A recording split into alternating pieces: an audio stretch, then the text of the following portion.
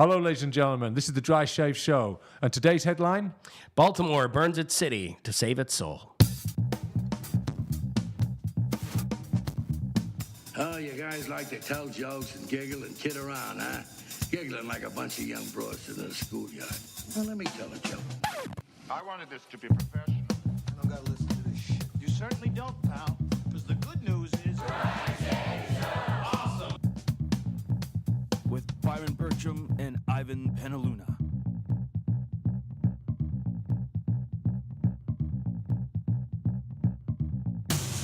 All right, so this is big news, obviously. Just more craziness going on in the States. Racist cops killing unarmed black civilians. It's quite dangerous to be black in America, especially in urban settings. Yeah, it's insane. It is insane. It feels like it's obviously building up to something major.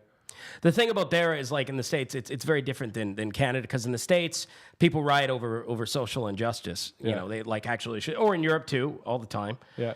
Or the rest of the world. Canada, for you listeners, only time we got tons of racism here, but nobody cares. Nobody cares about racism here. We get Native Indians, if they get murdered all the time by cops, and women go missing, all prostitutes and all that, and we're just like, whatever, boring. And then we lose a hockey game, streets on fire. I know, that says a lot about Canada. It does. We're the most apathetic protesters and rioters you've ever met in your life. In fact, Vancouver has only had a number of riots, and they were all either Guns N' Roses or hockey inspired. Yeah. That's pretty much basically it. I mean, Wu-Tang Clan could turn up here, with a bazooka, start firing at the police station, and no one would riot over that or anything like that. No one would, but a hockey game that we didn't deserve to win anyway. Fuck, burn the city down. Yeah, the Vancouver Symphony was like 10 minutes delayed, because somebody was tuning their oboe, and people were slightly annoyed. Front page. Yeah. No, anyway. This is the thing about this. Is the thing in Vancouver, people are too busy making money to actually care about shit. When you live in a rich city, people are too care. Yeah, people don't break shit over for good reasons. No, they don't. They break shit for bad reasons. Yeah, that's what they do. Is they get too much drink inside them. Yeah, and they go on an entitled tear. Yeah, just like kings, right? Yeah, they're like, fuck this. I'm a prince. Bring me another dwarf to dance to me. This one bores me. We deserve the Stanley Cup. We've earned it. Our play all season was good enough. Yeah. Just because we don't have the goons in order to mash out this murderous bloodfest known as the Stanley Cup. Then let's smash this department store and steal tacky shit made in China. Where do they come from, these people? I don't know. They're from England somewhere. Yeah, they're like 19th century Brits that moved into 21st century douchebag West Coast. Oh, they wear the baseball bat. Yeah, that's it. So anyway, the thing about Baltimore. It's a drag you back on track. It's a crazy city. It's a violent city. It's got a lot of problems. They're actually charging these cops though. They're charging these cops. They're charging 6 cops with murder or manslaughter. Or so. They'll probably get away with manslaughter. That's the thing. It's like, please just actually convict them for once. Convict somebody for doing something that they quite obviously did. Yeah, exactly. Because you see on video now, in YouTube era and everything, the cop just shoots a black kid in the face, and then they'll just be like, yeah, you know what? He didn't mean it. Yeah. I acquitted on all charges. City burns to the ground. It's like, come on, just But this has been the case for like decades now. This has been going on for decades. Yeah, of course. There's nothing new there. It's just getting more intense. Yeah, just make the right choice for once. Yeah. You got any funny to bring on to that? No. Fair enough. Man. Poof. What else we got to talk about? The Wire is a good show. The Wire is Baltimore, isn't it? The Wire is Baltimore. So that's everything I know about Baltimore is The Wire. Yeah. That's pretty much all that anybody knows about Baltimore is The Wire. They also have a couple losing teams. No, the Ravens and the Orioles, and violence and crime. Are the Oreos named after the cookies and the ice creams? Oh, that's the Orioles. That's a bird, but you're thinking of cookies. So what's the difference? An Oriole and an Oreo? Yeah, pretty much. Just a couple letters. Is there what are Orioles? Are they black and white birds, like with black wings and a white breast? That look like the cookie? Pretty much. Are they? I'm getting hungry. No, is that true? These riots are making me hungry. Somebody better tell me, educate this naive fool from another land on what an Oriole and what an Oreo is. Oh, Oreo is a bird. Okay. But you know what's weird? It's like I think you're looking for names, right? Because you're looking for like Cincinnati, the Bengals. Then you just think like you got tigers, you got bears, you got lions. It's taken. So we just need to have breeds. Cincinnati Bengals. Yeah, the Cincinnati Bengals. Are they Bengal Tigers or are they Bengal Warriors like Lancers? No, they're Bengal Tigers. See, if you said that in Britain, people would be like, "Oh, Bengal Lancers," because everybody knows the Bengal Lancers from the days of the Raj, right? Bengal Lancers. Everybody knows them. Yeah, right. Yeah, Who doesn't know those guys? yeah, exactly. Well, I do. You don't. That's what everybody in Baltimore is writing about. What, Bengal Lancers? Yeah, they're just like, God damn it, fucking bring me Lancers. Oh, I'm glad we've taken this to a light-hearted Yeah, plateau. that's true. We're trying so hard not to say something that will make us be perceived as racist. Go on, Byron. Try harder. Yeah, I'm a good person. So what else have we got in the news? Oh, you haven't got your glasses on. Oh, let's go to. Can you put it on? Let's go to the fucking news. Let me do that for you. Let's go to the fucking news. This is the fucking news. All right, go. In 5, 4. I can't do it. We'll do it live. Okay. No, we'll do it live. Fuck it. Do it live. I'll write it and we'll do it live. This is the fucking news. Fucking thing sucks. And here to tell us the news is our producer, Matty Beef Curtains. Why do you tell me that's your? I just found out our producer here. What? His nickname's Matty Beef Curtains. Yeah. Well, one guy called me Matty Beef Curtains. What once or was that a nickname that continually stuck? for years, yeah. Do you But have just one guy. Did any of your other friends take that moniker on board? Yeah. He just calls me it a lot, yeah. do you have like a big labia? Yeah, like fucking huge labia. It's all over the place. Have you posted pictures of it on Grindr? You do look like a balding lesbian with a chin beard. No, he looks like Kojak's nephew. Yeah. We're related. Our producer looks like Kojak's nephew. That's what he looks like. You know, it's weird though. Somebody just called me like nicknames. There's no point in nicknames. It's just all about the catchiness. When I was a little kid, people called me Byron Holes. That's ridiculous. Yeah, and I'm like, why is that? And they're just like, shut up, Byron Holes. See, that was your rationale. All of my nicknames that I give you, they all make sense, right? What are the known as nicknames? Chinese Meat Teddy. That's your nickname. Makes total sense. Right? It's not that you look like a Chinese meat teddy. You look like if an 8-year-old Chinese boy had a meat teddy, it would look like you. So if there was a Chinese boy and then he just had a teddy made of meat, Yeah, it would look like you. exactly like me. Yeah. What kind of meat? Sirloin? Like pork. Just pork. just a fat rotting pig. Yeah. In his crib. All sewn into the shape of a being. See, so for those listeners who don't even know what I look like, they're all just like, there'd be somebody down there in Mississippi be like, yeah, I can see that. Yeah, you'd probably. I can see that. I'm picturing it right now. I'm probably picturing a man who looks exactly like that, going, "Yep, I can see that." Well, if you could see it, everybody else can too. Exactly, that's what you look like. Your eyes tell the soul of the world. No, and or gay Danish paratrooper who Right. hasn't jumped out of a plane in 20 years and has lived between a sausage and a croissant shop. And in between, suck cock because he's gay.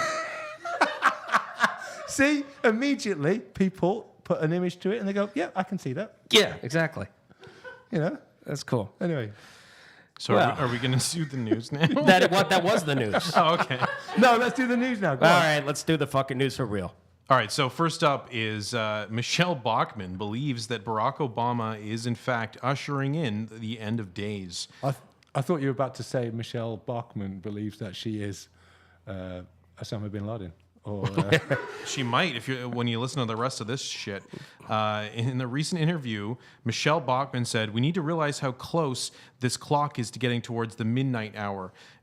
She believes that Obama is bringing in the rapture. She basically goes on and prattles on for a bunch of bullshit about how she's a mother of 5 and she can feel the earth starting to give birth. She says, "The birth pangs are close. They are very intense now, and we're literally watching month by month the speed move up and the level we've seen with moving forward with these events as never before.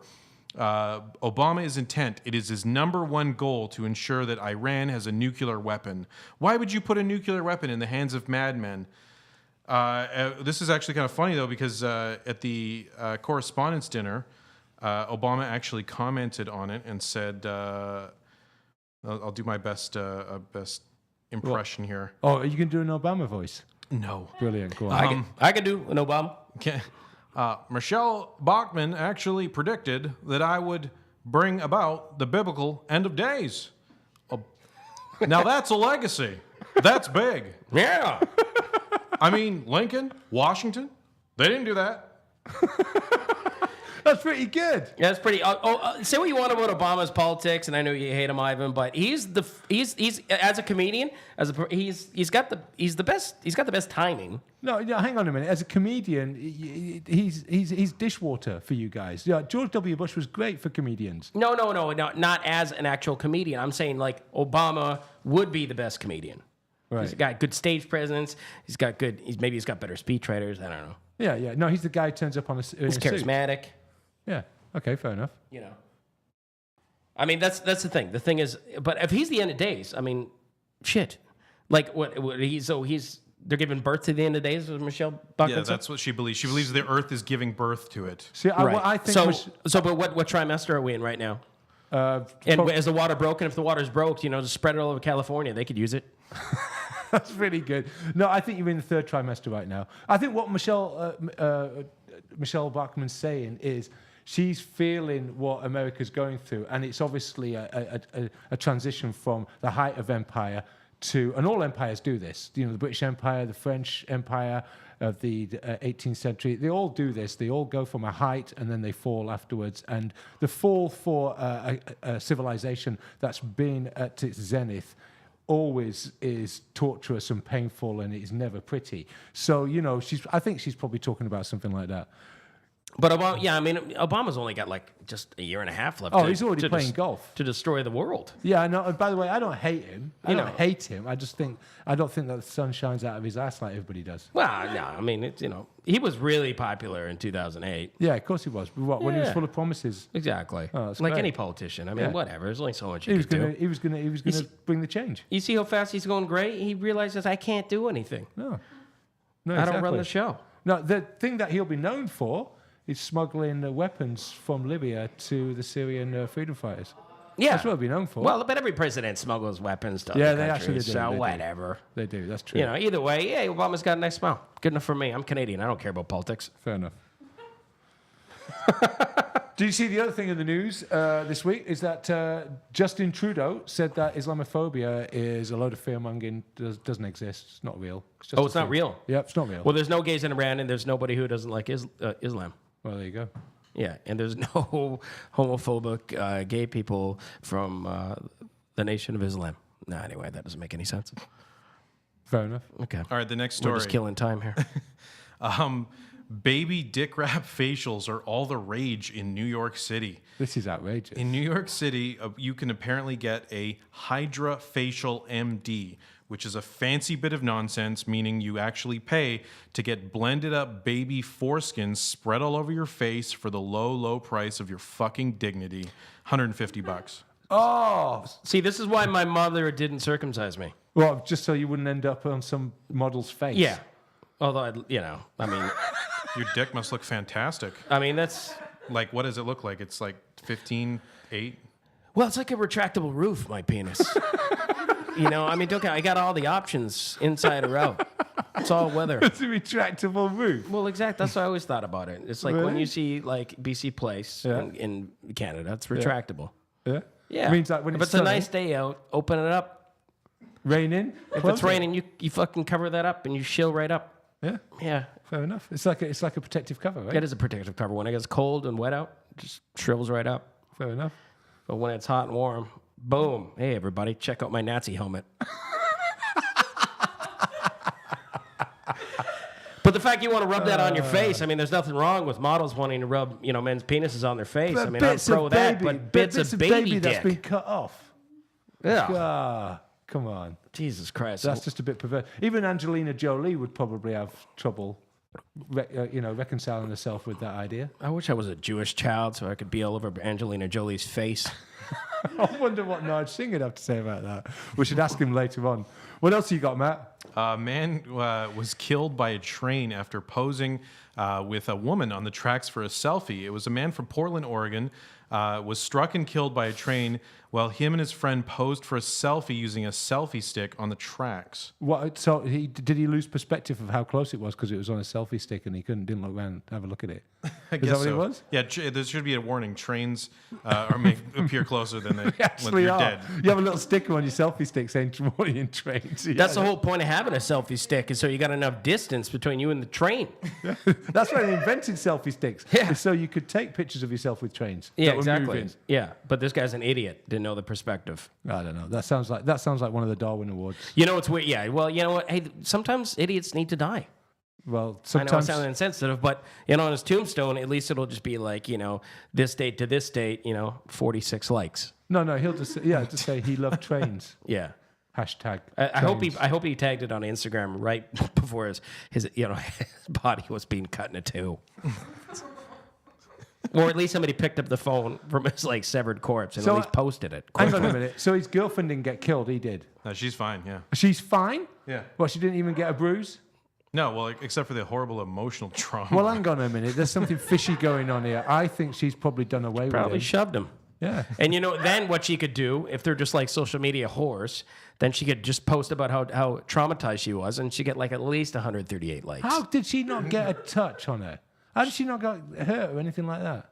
So be like, the vain love of my life got killed being a retard. Oh my God, life is hard. Hashtag it's a bad day. And then it'll be 412 likes. Hang in there, girl. Did I ever tell you how beautiful you are? Standing next beside that severed corpse. You go, girl.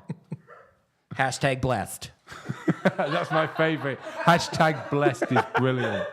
It's fucking great. It's the best. Yeah. Okay, so the last one is there's been some science recently, a growing body of science that shows that treating people with compassion activates pleasure sensors in our brains and can actually lead to being healthier, happier, and living longer lives. That is fucking bullshit. Shut the fuck up and tell us the next story. So you say, hang on a minute, Matt, are you saying that treating people with compassion actually has that effect on the person being compassionate? Yeah, I mean, you look great today, by the way. Oh, thanks. It is. You feel better. You get healthier. You're better all over. Whatever. You're just trying to steal good vibes for your own selfish reasons. You're fucking whatever. You don't mean any of this shit. Fuck right off. All right, what else have we got? I can feel myself getting sick. All right, we got a new segment, Ivan. This I'm is very pretty excited about this segment, actually. This oh my God. Well, it's right up our alley. We're going to probably get more death threats. It's called Islamic Sex Advice with their own Nige Singh. Excellent. Islam is actually a very sex-positive religion. In fact, it was the first one to recognize female orgasms. I mean, Christian white women discovered it in the 1950s. And the Prophet did advise the men to be attentive to the women's needs. So, but I like Abrahamic rituals, so I've browsed the internet from various sources. Some countries are more extremist than others, but this one is from the Saudi Arabian side. It says, I have 3 wives, and sometimes I do not perform ghusl, which is ritual cleansing, such as washing your cock, and before fucking my other wives. What is the januba, i.e. sexual impurity, that makes ghusl obligatory? That means when do you actually have to wash your cock?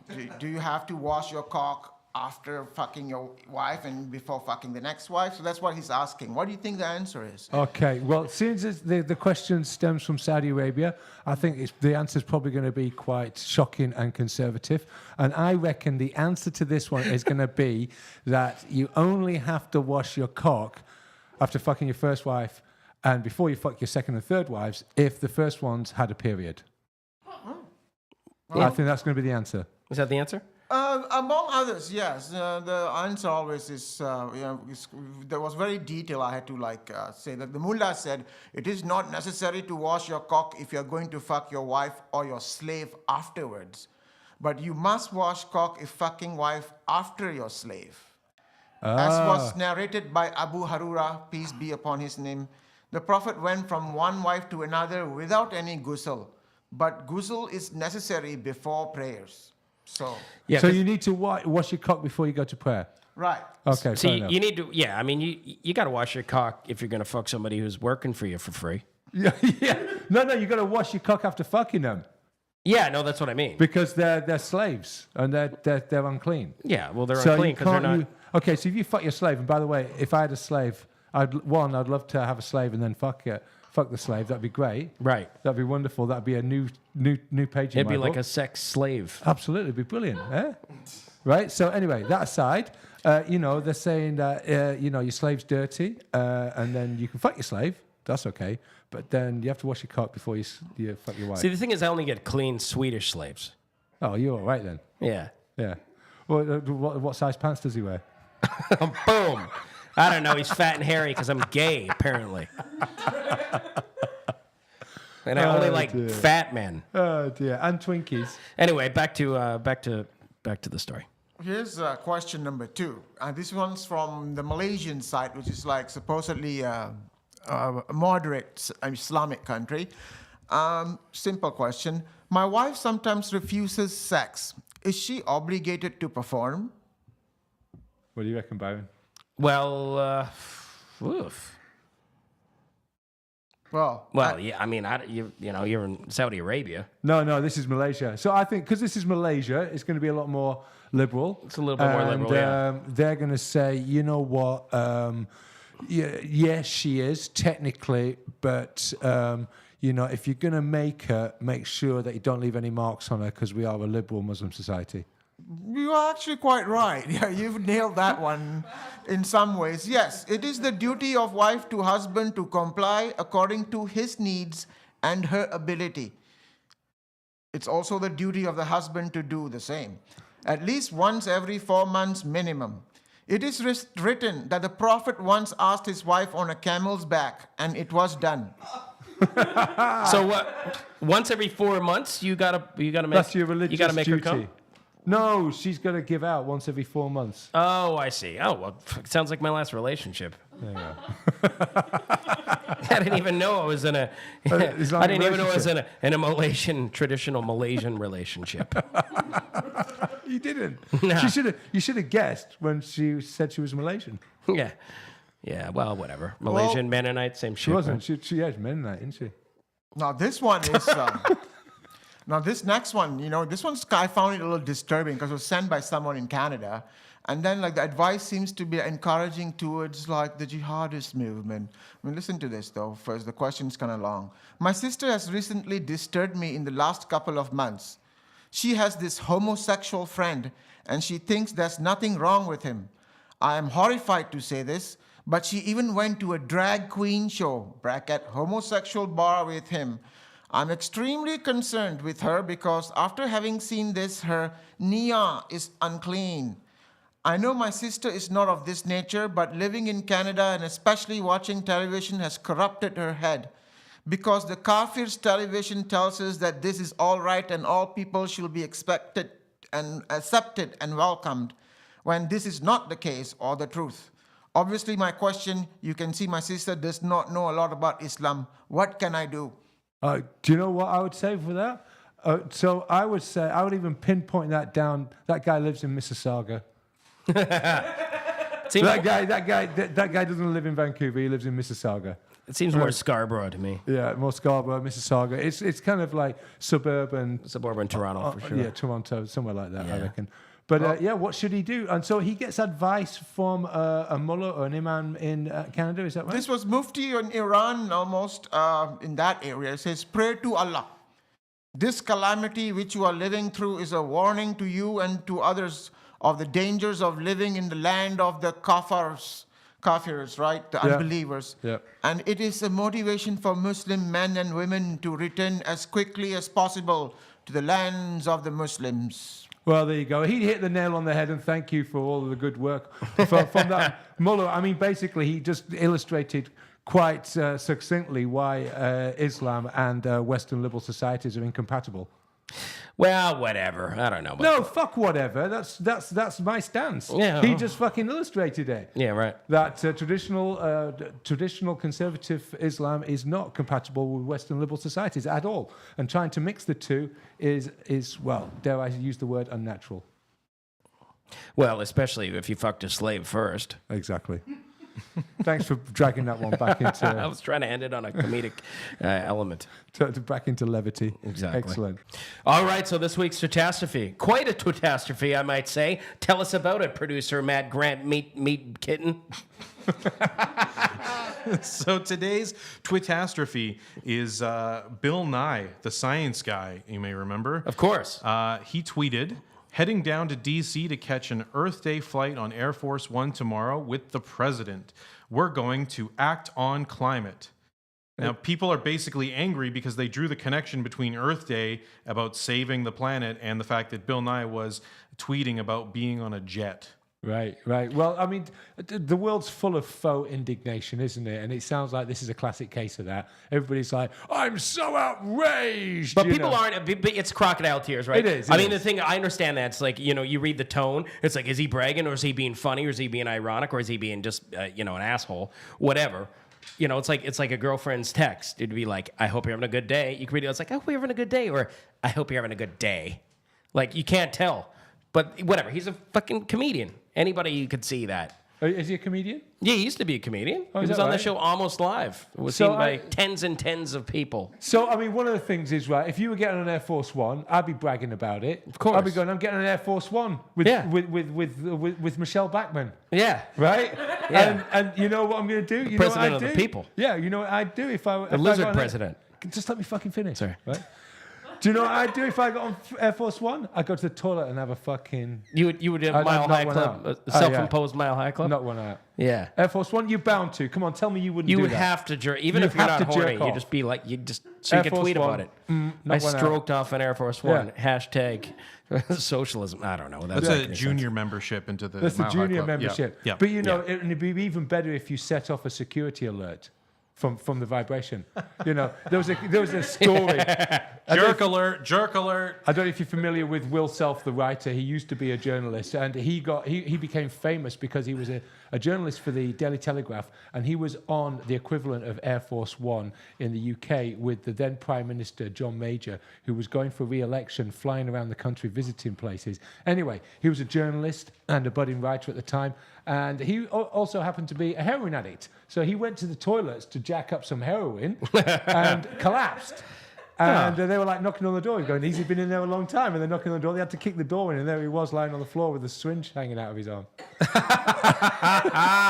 And John Major's in there. And John Major's on the plane. Wow. Yeah. He wasn't in the toilet with him. That'd be hilarious. He wasn't going like, give me a bang on that after you finished. So He wasn't there for I that. met a hot Tory girl who had a crush on John Major. Is that right? That's a bit weird. Yeah, it was totally weird. Anyway, but back to the story. Yeah. I mean, what? Plus, as an environmentalist, he was air pooling. That's very true. He Yeah. wasn't just getting one airplane on his own. No. He's not like the Tigers of Pantang. I mean, even flying though to Vegas for a Christmas show. It's not like And by the way, I know it says Air Force One, but guess what? You could have more people on there. Yeah, how many people do you think fly on Air Force One regularly? Exactly, more than one. More than one. Yeah, you've got the president, his wife, right? And you've probably got security detail. You've probably got journalists, advisors, Exactly. It could easily go in the HOV lane of aviation. Definitely, you would be in the HOV lane in Vancouver. Yeah, for Oh, sure. Yeah. All you need is two people, the pilot and the co-pilot. You in the HOV lane. But comparatively, it is pretty an environmentally unfriendly plane because even what, you got 20, 30 people in there? Yeah, You got it's advisors, Secret Service, you and got it's- important people with papers and headphones. And it's a 747. Yeah, but here's the thing, though. They were only flying from Washington, D.C. to Baltimore. I was like, come on. They were flying to Come on. Baltimore. They were there, they were going there to ride. Yeah, and you know what? And halfway during the journey, Yeah. halfway through the flight, Barack Obama starts kicking off and smashing everything. And they're going, we're going to have to turn this fucking plane round. He's gone fucking mad. You're Barack Obama, you're not going to Baltimore. You're out of control. We've got enough problems like that in Baltimore without you adding to it. Get back to Washington, D.C. And he's like, nope. He's like, I'm good. I'm trashing the place. I'm trashing the fucking plane with my brothers and sisters. That's racist. Well, is that offensive? I thought that was if quite you're- creative. It's fun. No, it is creative, but if you're If only our president was white, that'd be funny. Oh, dear. Anyway, what else have we got? Oh, that's catastrophe. That was it. That was I it? think we milked that dry, haven't we? We have. That cow's dry. Hashtag dried milk. Go on. Anyway, so here we are, baby. What? Where are we? It's the segment, your favorite segment. Oh, I love this. Yeah. Go on. Street jokes. Oh, street jokes. Do we? Oh, yeah. Ready? Yeah. Oh, we got to do this one more two. time. Ready? 1, 2, 3, 4. Street jokes. Street jokes. Street jokes. Street jokes. Street jokes. Street jokes. That's the ticket. All right. I love the way it's different every time. That's That's true. what I like about it. No, it's not. Yeah, it is. It's fucking totally different every time. By the way, if you have a street joke, send it into thedryshaveshow@gmail.com. And we Did you say- might just use it on the air. Did you say gmail.com? Yeah. Come. Anyway, whatever. So yeah. have you got any street jokes this week, Byron? Yeah. Hey, what's a Yankee? It's a chocolate bar in the UK. Oh, is it? Yeah. Oh, okay. It's also a slang for Okay. What else is American or a team in New York. Anyway, what's a Yankee? It's a quickie, but you're on your own. Are you reading this? No? Oh, this is spontaneity. Go on then. I got another one here. Yeah. What do you call a stand-up comedian without a girlfriend? Normal. You're not supposed to answer. You know what? That's funnier than the punchline. Fuck the punchline. Not even gonna bother telling it. All right. Well, you got another one? Yeah, sure. How do you know if a drummer's at your front door? Because he's dragging his knuckles on the floor all the way down the gravel path. No, the knocking keeps slowing down and speeding up. Okay. That's the most racist joke I've ever told. No, it's not. No. Have you got any more? No, that's good. There is nothing else to joke about in the world. It's a Okay. shit place. I'm going to kill myself. This is my Okay. last episode. How many perverts does it take to screw in a light bulb? I don't know. How many perverts does it take to screw in a light bulb? Only one, but it takes the entire ER department to get it out. Nice. On that note, I've got a friend who's a doctor in the UK, and he was telling me that it's quite common for people to put light bulbs up their bottom. And he said they have a standard practice for removing them, and that is that they carefully take off the screwing part, the metal bit, and then they fill it with plaster of Paris, and then they carefully pull it out. That's the way medical staff deal with that sort of perversity. in So my that's town. why you only go to ER in England. Well, because they know how to do that shit. Exactly. Yeah? Exactly. So we had another listener write one in, as you can do so at thedryshaveshow@gmail.com. We had two buddies were sharing drinks while discussing their wives. Do you and your wife ever do it doggy style? One man asked. Well, not exactly, his friend replied. She's more into the trick dog aspect of it. Oh, I see. Kinky, huh? Well, not exactly. I sit up and beg, and she rolls over and plays dead. Hey, sounds like marriage to me. Yeah. It's like a 50-year-old joke, for fuck's sake. Yeah, Jesus Who's that Christ. from? How old are you? Guy's Some name- 95-year-old guy from the Catskills? I'm not giving his name. This was a terrible fucking joke. My name is Morty Friedman. Yeah, you see? Yeah, you see how you like it now, huh? Who's the king of the world now? How slap you around? You don't like that, do you? Huh? Yeah, I got a joke for you. He sent another one in. Yeah, let's hear this. Teacher, Johnny, why is your cat at school today? John, crying. I heard the postman tell my mommy that when the kid goes to school, I'm going to eat your fucking pussy.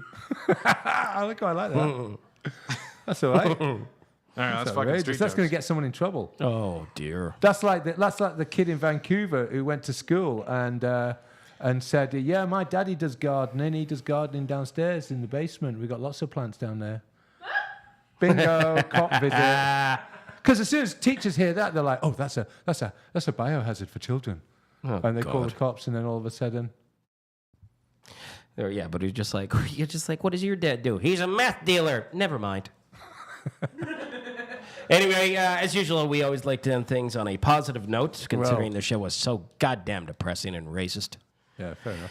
So We'd started badly though, didn't we? We'd started with I don't know. potentially depressing and racist subject. depends on who's listening. Okay. So we're going to end things on a positive note with, well, if you've been listening, you know how we end things. Our one and only happy ending guru, Mr. Narj Singh. Hi, this is Narj, and this is your happy ending Police killing blacks in the USA, police killing natives and mental cases in Canada, religious police committing mass murders in Mesopotamia. Death is the only sentence for disobeying the officers. No trial necessary. Death is the only sentence of the law and solution to all conflicts. It has always been such. Chairman Mao Zedong of China said it best. Power grows out from barrel of gun. He should know. Chinese are great gardeners. Sure, Gandhi may get all the credit for all that non-violence nonsense, but it was backed by rampaging, murderous hordes of suicidal Sikhs and crazy Muslims. Listen here, Mem Sahib, you can deal with those guys or you can leave now and let us deal with them.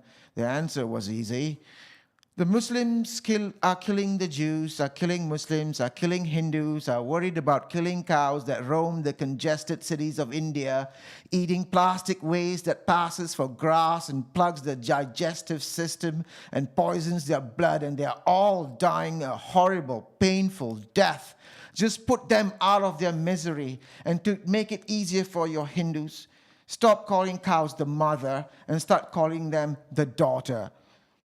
And the Christians are blaming the earthquake in Nepal on the fact only 3% of the Nepalese have accepted their particular brand of Middle Eastern prophet of the desert people as their savior. The Muslims are blaming it on idol worship, and the fact ancient statues fell in Nepal proves that they are doing God's work in smashing ancient statues everywhere else. And the Hindus are blaming it on, you guessed it, the killing and eating of cows. The Jews were going to stay out of this one, but the Japanese dragged them into it, out of all people, by letting Richard Koshimuzu, a crazy quack author, publish a book saying the Jews caused the 2011 Fukushima tsunami with their secret weapon. Everyone is blaming everybody. Blacks are blaming whites for slavery. Well, it was official Catholic doctrine that Jews were collectively responsible for killing Jesus. All past, present, and future Jews killed God. This doctrine was only repealed by the Second Vatican Council in 1965 under pressure from USA and UK. Saudi Arabia finally made slavery officially illegal around the same time under pressure of the same. Yeah, they made it illegal in 1969, I believe. You can still buy slaves in the Arab world, just not officially. Plus, these days they deal in slaves from poor white countries of the ex-USSR. Cheap white meat, they call it. The Arabs have been controlling the slave trade for centuries. Who do you think was selling the slaves to the Yankees? And the blacks have been fighting their tribal wars forever. Instead of capturing and eating their neighboring tribe, they just sold them to the Arabs. They're still doing it in Africa to this day. That's why blacks who adopt Islam and Islamic names to escape their Christian slaves' names, like Muhammad Ali, Louis Farrakhan, Nation of Islam, just seem like first-class idiots. Why not Sanskrit names or Chinese name or African names or Klingon? But something good has come out of this Baltimore thing. The blacks are uniting. It's not about color anymore. It's going to be about haves and have-nots. Most conflicts, even in the Middle East, are caused by drought and failure of crops, etc., and it's coming here. The working class is being squeezed. The blacks are uniting. The gays are already united. And it's good to have a truce. History is repeating itself. The blacks have united against a common enemy. What can we do to make the Muslims and unite against something? Maybe working together. A common enemy. Let's get Monsanto involved. Make Monsanto come up with some semi-intelligent predator pigs that only hunt Middle Easterners. They all have identical genetic markers, different from Chinese and Indians. Shouldn't be that difficult.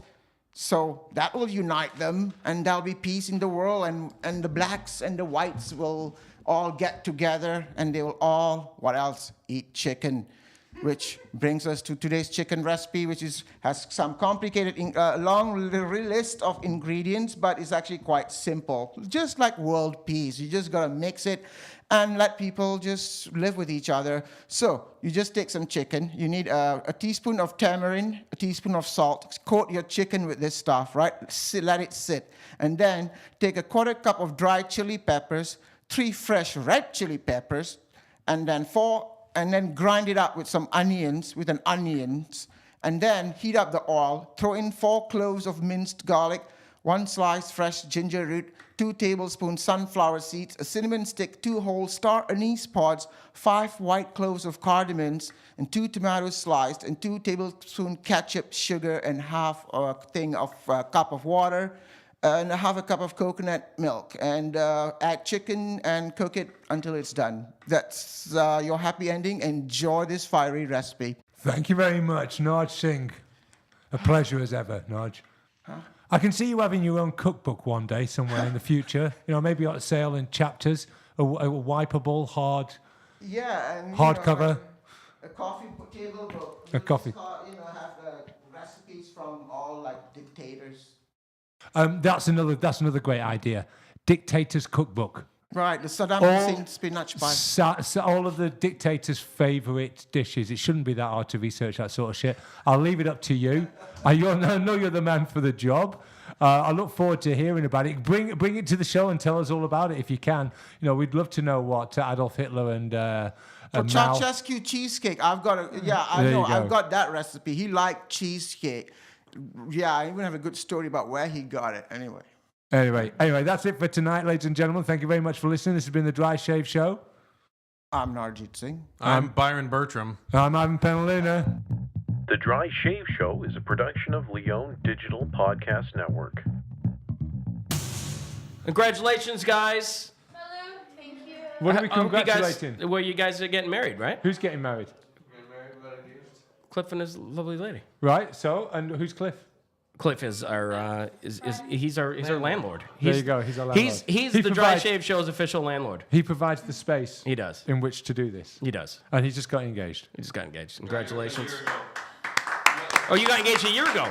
So it's the 1-year anniversary of you getting engaged. Congratulations. Happy fucking 1 year of procrastinating, you lazy fuck. You better get on with it. It's not going to get stale. That ring's going to get grass growing under it. Well, that's because you want to. That's because you still want to have. You still want to have sex. That's why I don't blame you. So. So you get married, you just stop having Apparently, that's the rule. That's what you the gotta joke, do. right? It'll happen eventually anyway. Yeah. Just let time take its course. All right. Take care. Enjoy the sex. Okay. Excellent. So.